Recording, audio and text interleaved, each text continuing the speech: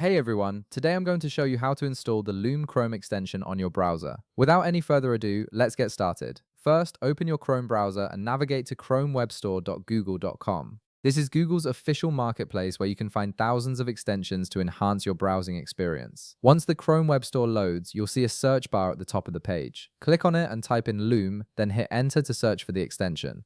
From the search results that appear, you'll see the official Loom extension listed, usually at the top of the results. It should display the Loom logo and a brief description of what the extension does. Go ahead and click on the Loom extension to open its dedicated page. This page will show you more details about the extension, including user reviews, screenshots, and what permissions it requires. Once you're on the Loom extension page, look for the blue button in the top right corner that says Add to Chrome. Click on this button to begin the installation process. A small pop-up window will appear asking you to confirm the installation. This pop-up shows you what permissions the extension needs to function properly, such as access to your camera and microphone for recording.